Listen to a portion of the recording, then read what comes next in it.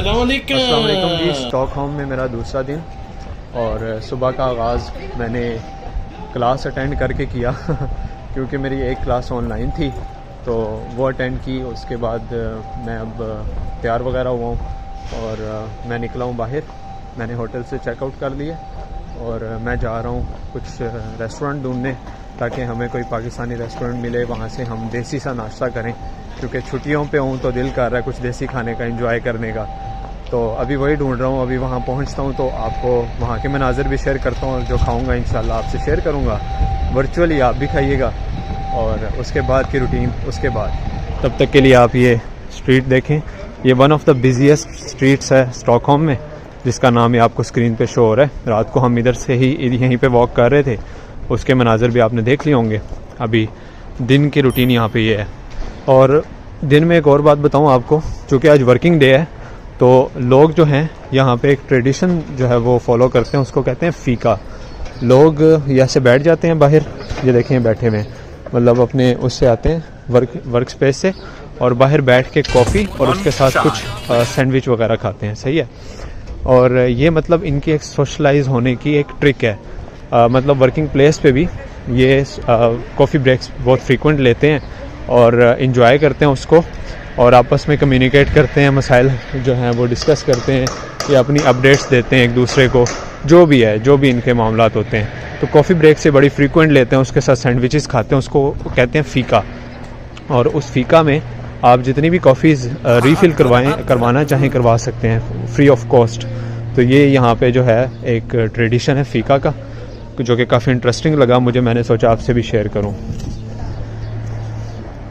अभी रास्ते में ये स्टोर आया तो मैंने सोचा आपसे यहाँ की शॉपिंग के बारे में भी शेयर करूँ कि यहाँ की प्राइसिंग्स कैसी हैं, कितने की चीज़ कितने की है, कौन सी चीज़ कितने की है। सॉरी, ये देखें ये बनियान्स लगी हुई हैं तो ये 150 जो है स्वीडिश क्रोन की हैं, जो कि 15 यूरोज़ बनते हैं। और अगर मैं लिथुआनियन करेंसी के अकॉर्डिंग, लिथुआनियन मार्केट के अकॉर्डिंग अगर ये चीज़ें कंपेयर करूँ तो थोड़े से एक्सपेंसिव हैं। मेरे ख्याल से ये लेडीज स्टोर है तो मुझे यहाँ से निकलना चाहिए। गाड़ी स्टार्ट कर। किसी जेंट्स वाले स्टोर में जाना चाहिए, वहाँ पे आपसे प्राइस कंपैरिजन शेयर करता हूँ। अच्छा, ज़्यादातर स्टोर में ना ख़वातीन की वैरायटी है, मतलब उसमें मेल के लिए सेक्शन ही नहीं है। ये देखें जैसे ये वाला स्टोर है H&M, इसमें सारी वैरायटी ही ख़वातीन के लिए है, मेल सेक्शन है ही नहीं। अब मैं इसलिए इसमें जाना चाह रहा था कि मैंने लिथुआनिया से जो ख़रीदारी की है वो H&M से की है, तो मुझे ज़रा कंपैरिजन पता चले कि वहाँ की चीज़ यहाँ और यहाँ की चीज़ में कितना फ़र्क है प्राइस डिफरेंस का। तो लेकिन चूँकि यहाँ पे मेल वैरायटी है ही नहीं, तो जो अंदर से आ रहे हैं या जो अंदर जा रहे हैं उनके साथ अपनी अपनी बंदियाँ हैं, तो वो उनके लिए ख़रीदारी कर रहे हैं। चलते हैं किसी ऐसे स्टोर पर जहाँ पर मेल्स की वैरायटी भी हो। भाई this is not gender equality, आपको चाहिए कि मेल्स के लिए भी रखें चीज़ें। ऑल्दो हम मेल्स ज़्यादा ख़रीदते नहीं हैं, हम बस अंदर जाते हैं और प्राइस टैग देखते हैं और वापस निकल आते हैं। लेकिन वो जो अंदर जाके प्राइस टैग दे के वापस आने वाली जो एक वो चुल है ना, वो हमारे लिए इम्पोर्टेंट है कि हमने कितना कमाना है। ठीक है, तो इसलिए हमें हमारी चीज़ें पड़ी होनी चाहिए यार। शॉप्स पे हम अपने राइट्स की डिमांड करते हैं जी स्टॉकहोम की गवर्नमेंट से कि यहाँ पे मेल वैरायटी भी रखें आप स्टोर्स पे।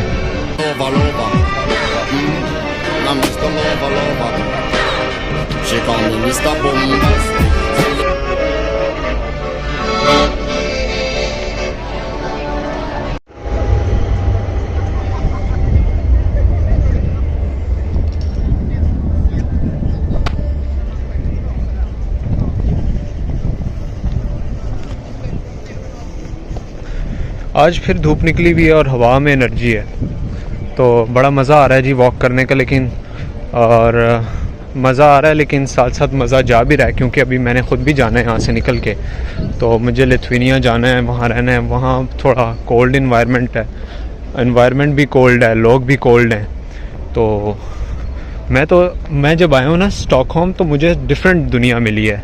आइडिया था कि भाई यूरोप डिफरेंट है, वो ज़रा ईस्टर्न यूरोप साइड है तो वो और वेस्टर्न यूरोप काफ़ी डिफरेंस रखते हैं, लेकिन फेस नहीं किया था ना, इसलिए मुझे एक्सपीरियंस नहीं था। अब एक्सपीरियंस किया तो पता चल रहा है कि भाई वाकई यूरोप तो ये है। अब आप अपने राइट साइड पे अगर देखें, ये लोग बैठे हुए हैं और धूप को फेस कर रहे हैं। ये वही वाला ट्रेडिशन जो है वो फॉलो कर रहे हैं जो मैंने आपको ऑलरेडी एक्सप्लेन किया है, फ़ीका वाला। तो अभी अगर हमारे पास टाइम होता है तो हम भी बैठ के थोड़ी सी ये इंजॉय करते हैं। अभी चूँकि मुझे कोई अच्छी जगह नहीं मिली, किसी अच्छी जगह पे मैं भी सी साइड पे बैठ के फ़ीका का ट्रेडिशन जो है वो फॉलो करते हैं और आपको बताते हैं कि क्या नज़ारे हैं। कैंडी काफ़ी मशहूर चीज़ है, तो ये स्वीडिश कैंडी का स्टोर है, जाके ज़रा देखते हैं कि क्या है इसके पास। ठीक है, मतलब सिर्फ कैंडीज़ नहीं है, स्वीट्स भी हैं।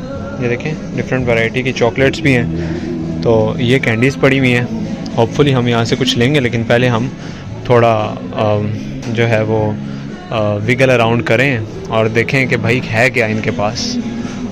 मुझे थोड़ा टाइम लगता है चीज़ों को समझने में। ये कुछ वो पड़े हुए हैं, बेक्ड आइटम्स पड़ी हुई हैं, और इधर जो हैं वो कैंडीज़ पड़ी हुई हैं, ये चॉकलेट्स पड़ी हुई हैं, और ये भी चॉकलेट्स की पूरी वैरायटी है। जो है 3 पीसेस 119 के हैं। मेरी कन्वर्जन रेट हो सकता है थोड़ा गलत हो, मुझे एग्जैक्ट नहीं पता कि 10 क्राउन ही 1 यूरो के इक्वल होते हैं। तो 11 यूरो के 3 पीसेस हैं, जो कि विच इज़ क्वाइट गुड। और इसी तरह से ये 149 के हैं, ये वाली चॉकलेट ना। तो चलें देखते हैं और क्या क्या इनके पास, कुछ ले लेते हैं इनसे, गरीबों से कुछ ले लेते हैं हम गरीब इन अमीरों से कुछ ले लेते हैं जी। अच्छा, आइसक्रीम्स हैं, बड़ी वाली 50 की है, छोटी वाली 40 की है, और जो ऊपर टॉपिंग्स हैं उनके रेट्स भी लिखे हैं। अच्छा जी, एक स्कूप 50 का है, which is 5 Euros, not bad, लेकिन हमें एक स्कूप से गुजारा नहीं होना ना। इसी तरह वो भी, ये भी रेट्स लिखे हुए हैं, ये भी आप देख सकते हैं। लेकिन हमारा मकसद जो है, हमने उससे नहीं डेविएट होना है, जो कि है कैंडीज़।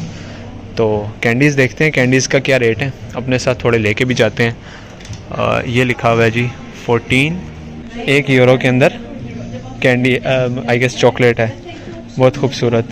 ये देखें, गोल्डन रैपर में, ये 65 करोन का है।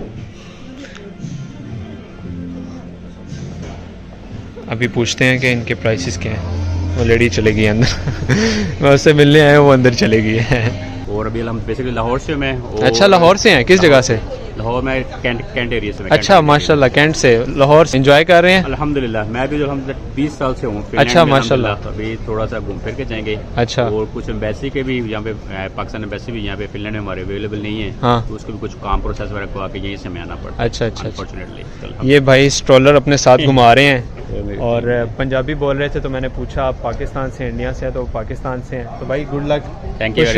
बेगम के साथ हैं वो, तो हम इन्हें अल्लाह हाफिज़ कहते हैं जी। तो चूँकि टाइम मेरे पास बहुत कम है, तो मैंने ये डिसाइड किया है कि अभी हम जो है नाश्ते को स्किप करते हैं और कोई फ़ीका शीका पी के, फ़ीके की लस्सी पी के यहाँ से चलते बनते हैं, क्योंकि एयरपोर्ट पे ना पहुँचे तो बहुत मसला हो जाना है ना। तो इसलिए मैं यहाँ से निकल रहा हूँ अब, और ये स्वीडन को हम गुड बाय कह रहे हैं। कुछ आखिरी लम्हात।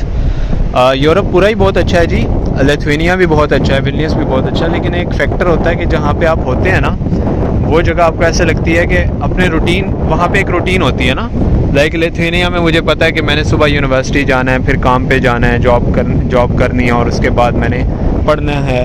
अभी मैं चूँकि वेकेशन पे हूँ, तो अब मैं अगर कहीं भी होऊंगा ना, तो मुझे अच्छा ही लगेगी वो जगह, क्योंकि मैं वेकेशन पे हूँ। मुझे वो जगह इसलिए भी बेहतर लगेगी कि मैं उधर इंजॉय करने आया हुआ हूँ ना। तो अब इसलिए मुझे इस वक्त स्वीडन बहुत अच्छा लग रहा है।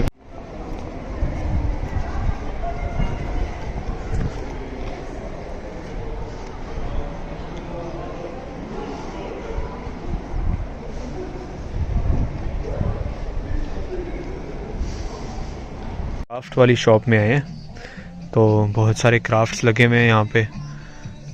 ये शायद की चेन्स हैं, ये टूट बैग्स हैं, और काफ़ी चीज़ें हैं। देखता हूँ, मुझे कोई पसंद आ जाए तो पकड़ लेता हूँ, नहीं तो I leave it back. Wine की बोतल्स हैं, कुछ ब्रेसलेट्स हैं। ये वो जिस डक से आवाज़ आती है वो तो नहीं है? नहीं, वो नहीं है पिगी बैंक्स पड़े हुए हैं। ये हमारे कैलाश में जो बुत बने होते हैं उनकी तरह लग रहे हैं ना। अगर आप कैलाश जाना हुआ है आपका, तो आपको अंदाज़ा होगा। कुछ कैप्स लगी हुई हैं, शर्ट्स हैं,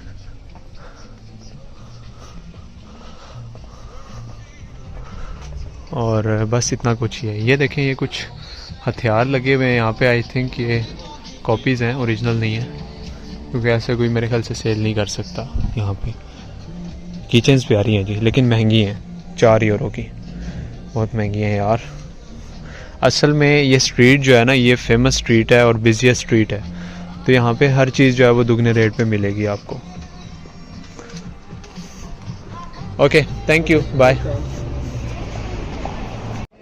तो जी, जैसे मैंने आपको बताया था कि मैं लंच ब्रेकफास्ट नहीं करूँगा, क्योंकि उसमें टाइम काफ़ी लग जाएगा और मैं सिर्फ फ़ीका करके यहाँ से निकलता बनूँगा। तो अभी मैं फ़ीका करने आया हूँ उसी फेमस स्ट्रीट पे, और मैं नाम हमेशा भूल जाता हूँ। तो ये इसको कहते हैं जी फ़ीका।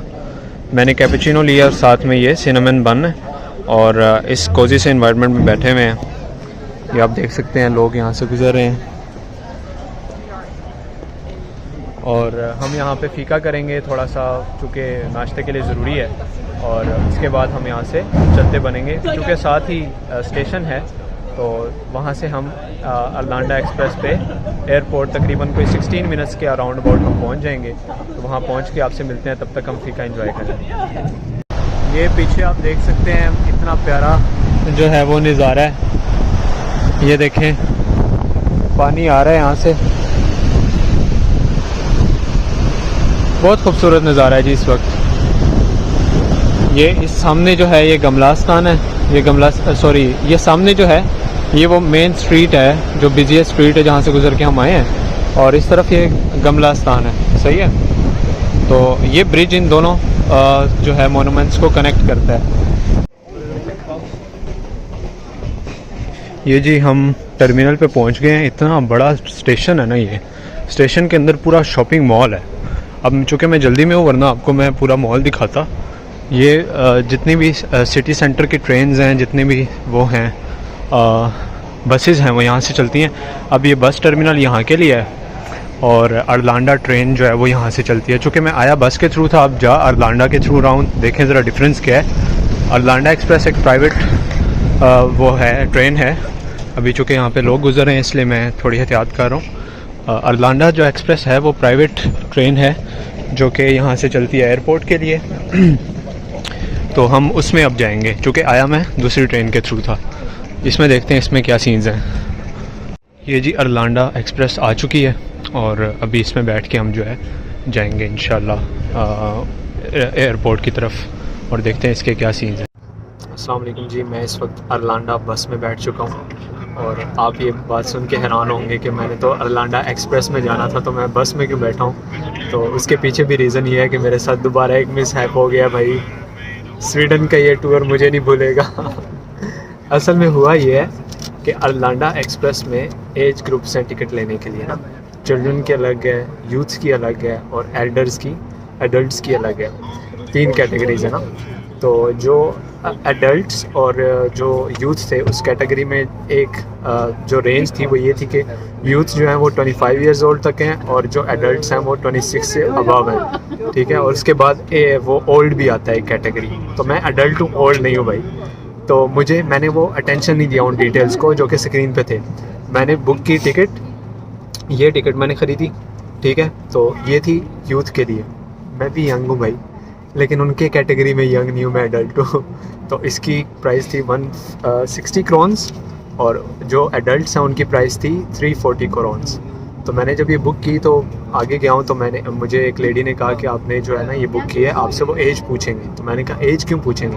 उसने कहा कि ये एज बेस्ड टिकट है। मुझे नहीं था पता, लिटरली यार, मान लो मुझे नहीं था पता। अच्छा, तो मैंने कहा ठीक है, फिर मैं ये नहीं लूँगा। कहती आप जा सकते हो, लेकिन वो पूछेंगे। तो मैंने कहा मैं जाना ही नहीं चाहता, ये गलत है, मैं रूल को फॉलो करना चाहता हूँ, मुझे ये टिकट रिटर्न करके दूसरी टिकट दें। उसने कहा ये रिटर्न होने में टाइम लगेगा। मैंने कहा मेरे पास टाइम नहीं है, मैंने एयरपोर्ट पहुँचना है, मेरे पास बहुत कम टाइम है। उसने फिर मेरा फ़ोन लिया, रिटर्न करने की कोशिश की, काफ़ी टाइम लगा, तो वो रिटर्न नहीं थी हो रही। मैंने कहा छोड़ो, मैं और पैसे नहीं दे रहा, मैं बस में जाऊँगा भाई। और बस की टिकट फिर मैंने ली। अब बस में जा रहा हूँ। बस में चूँकि टाइम ज़्यादा लगता है, लेकिन मैं इतने ज़्यादा पैसे नहीं खर्च सकता, वो 34 यूरोज़ की थी। तो बस की टिकट मुझे जो है वो मेरे ख्याल से 140 या 20 क्रोन्स की मिली, आई डोंट नो।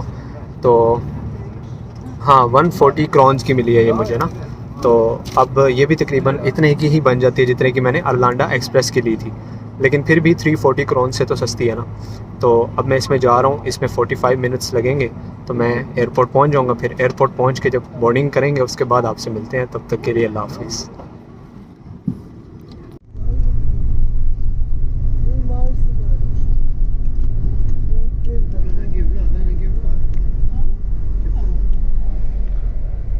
जी तो मैं बस पहुंच गया हूं टर्मिनल 4 पे अभी और मैं बहुत जल्दी में हूं, तो आपसे अंदर जाके एक बार बोर्डिंग करके फिर मिलता हूं। तो चलते हैं यहां से अंदर एयरपोर्ट पे। जी तो मैं आ गया हूं बोर्डिंग करने। अभी बोर्डिंग हमारी स्टार्ट नहीं हुई। आपको मैं बाहर का नज़ारा थोड़ा दिखा दूं। ये अभी ये वाला प्लेन लगा हुआ है और इसके बाद हमारा रेयान एयर का प्लेन लगेगा और उसमें हमने जाना है विल्नियस। अभी थोड़ा टाइम है तो तब तक हम थोड़े काम कर लेते हैं अपने यूनिवर्सिटी के और फिर आपसे मिलते हैं जी प्लेन में बैठने के बाद। सही है।